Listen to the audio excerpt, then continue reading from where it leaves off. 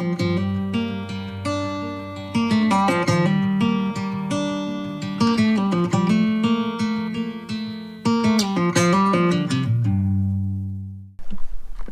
that time of year again.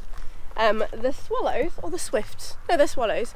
So every year, birds nest in the stables and the tack room and things, and that is fine.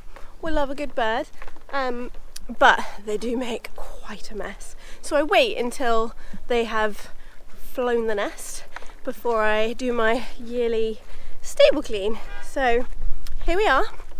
I think there are some still about, but the main poopers have left home. So let's empty my stable, give it a pressure wash. The tack room I'm going to leave for another day, but I also need to move my feed bins because some exciting changes, I guess, are happening at the yard, but we'll go into that a little bit later. First of all, let me give you a little tour of poop, all down the front of the door as well. We have a poop mountain here from the birds that were in that nest, of two nests. You can see one where they've used pony hair. We've got a lot of dust there. Yeah, there's like lots of dust here, but there's a lot of poop around here from the birds sitting on this and tweeting away.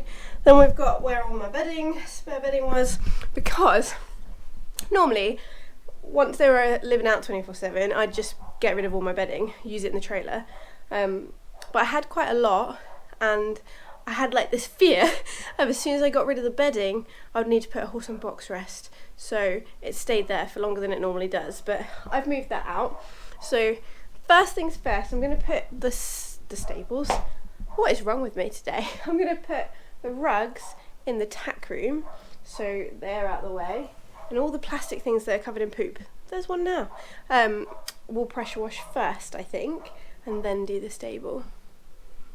It's going to be satisfying, hopefully. Let's do this. Rugs first. Can I do them all?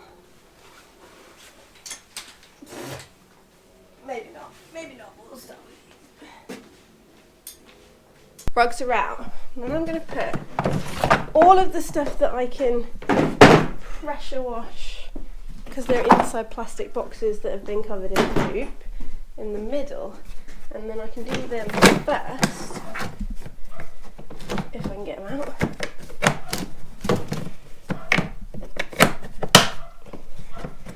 There we go. This one really took a beating. Look at that. That's Tizzy's grooming box, covered in poop. This is my equilibrium massage pad that is very dusty and covered in poop. So I'll take that down. I'm not going to pressure wash that, obviously. SRP'd in here earlier. But I will give it a sweep, a brush down. Right, let's get these bits and bobs out.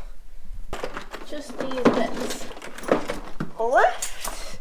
I'm not going to wash them because they've got feed in. Put them over here with the stuff that need wiping down. Rather, when I say wash, I mean pressure wash. They need wiping down rather than pressure washing. Oh yeah, let's take these out. Then it is dirty in there, so I've got the dustpan and brush to get the worst out. Look at that, grim. Ooh.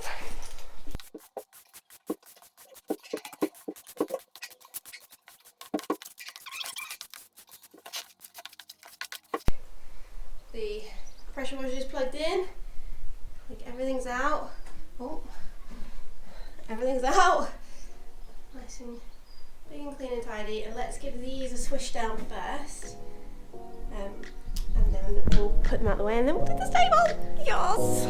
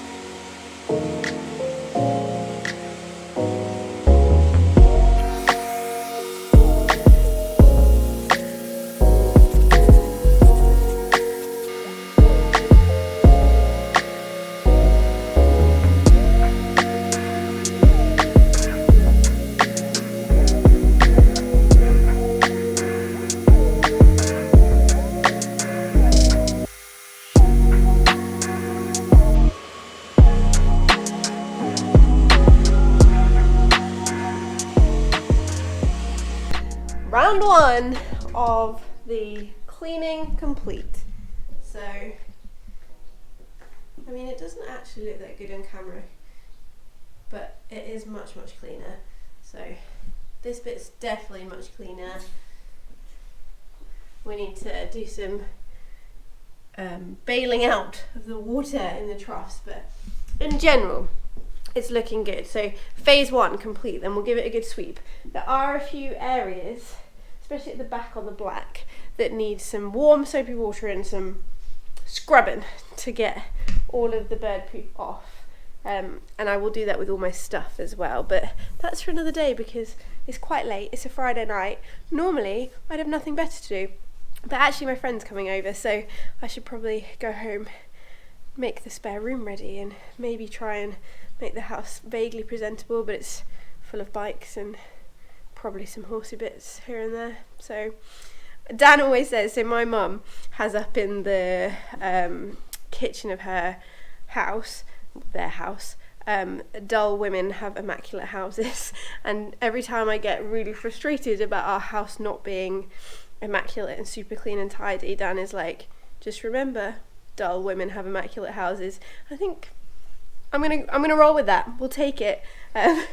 Though maybe dull women have immaculate stables. Nah, definitely not. It's not immaculate, but it's definitely better. Phase one I'm happy with. We shall come back another day for phase two.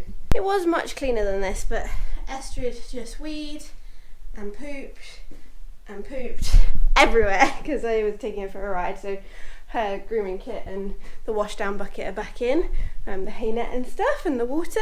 So yeah, I am gonna get some warm water and like scrub all of the bird poo areas, but not until they've definitely gone, because they've stopped. Oh, there's one up there now. Can you see? They've stopped like chilling out in here, but they are still coming back and forward. So I'm not gonna do that until they've definitely gone, but it's much less dusty, smelling much fresher until Estrid weed in here, and now I just need to put everything back.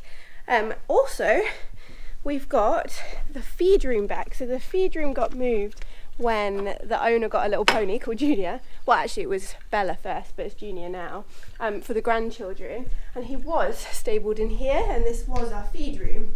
But now my feed is going to go here because the yard owner has decided to downsize the livery, and I have been super lucky, very fortunate that I'm allowed to stay. So it is quite quiet at the yard now. Everyone bar one person has gone. It does mean that we won't see Izzy and Fluffy as much, but we'll still hopefully go on social rides with them still. It doesn't really change my training much, because I did most of my training by myself, and if I was riding with other people, it was to ride for fun rather than to train, because obviously endurance horses are predominantly faster and go further. It'll be interesting to see how it feels socially. I'm in a different part of the yard. Let's start putting this stuff back. I'm in a different part of the yard. I'm up in this brick stables, and all the other liveries were down in the barn, so I never had like morning muck out conversations and stuff like that. So I don't know if it'll impact me significantly, but I would say that the liveries and chatting to them and stuff are a lot of my social time. So we'll see how that goes, but yeah, I'm super lucky that I'm allowed to stay. Obviously that may change in the future, but that's the case with any livery.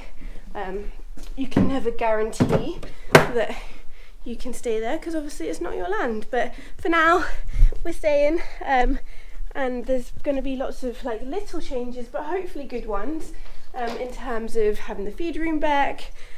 I'm looking forward to cleaning up the tack room once the birds have gone, and organising that space, and where our feed goes and haylage goes. So there will be a lot more space on the yard, I guess, for everything. And you know, Tizzy and Estrid have each other, so in terms of companionship they'll be completely fine. I guess one of the biggest differences is I will now have two stables. I don't have the option of grass livery anymore, so both horses will be in overnight over winter.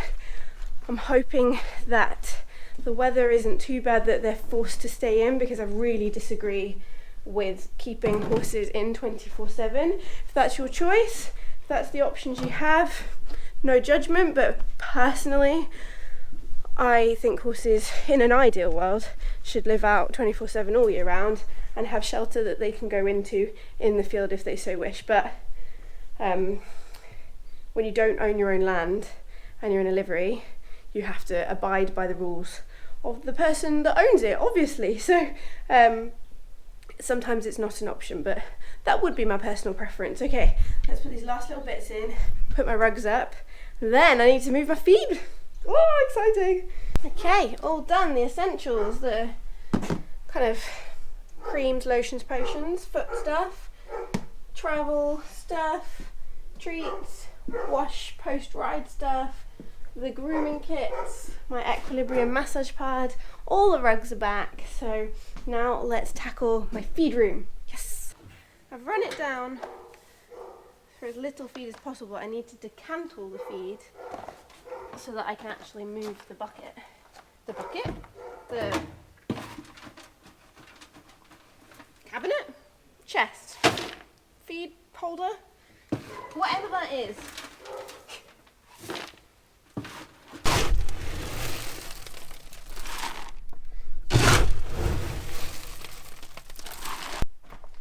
Decant it.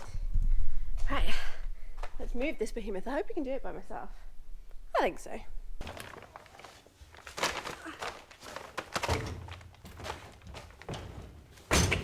Oh, yes.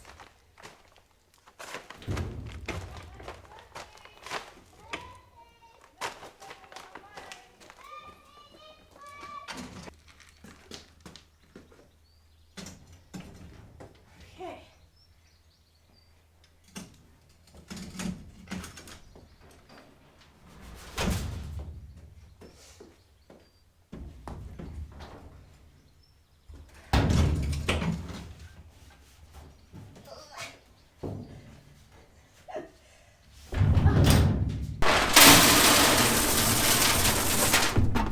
Definitely need to go to Moore Valley to fill her up now that we're moved.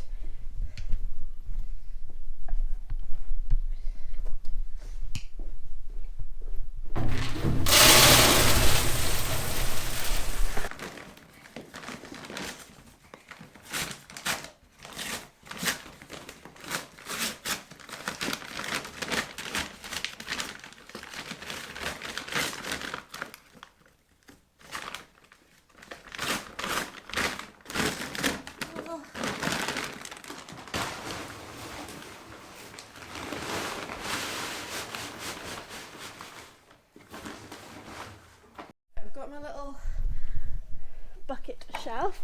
We'll give everything a dust / hose down. I've already dusted, and then they can go in.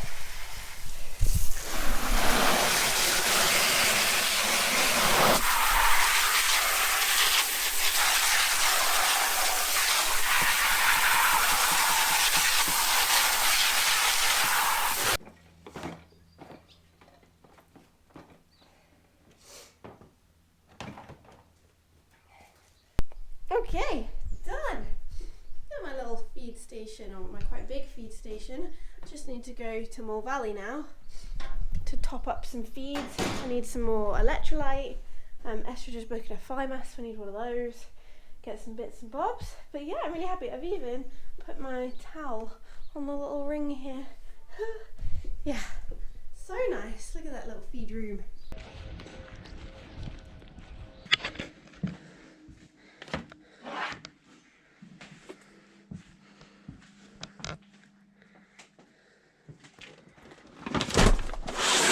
It. I have stocked up.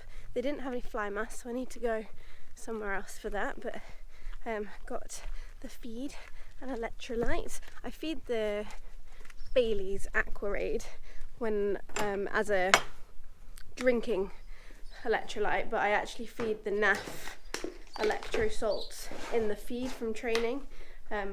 I find that the Bailey's Aquarade, they love to drink, whereas these are a bit more accessible to me because they're actually stocked in store, whereas the Bailey's ones I have to order in, so these are easier for feed, and the Aquarade is used for drinking. So yeah, just need to pop to another shop at some point to get Estrid a new fly mask, but all done. I'm very happy, job's done for the day. Phew, good, because it's about to get really warm.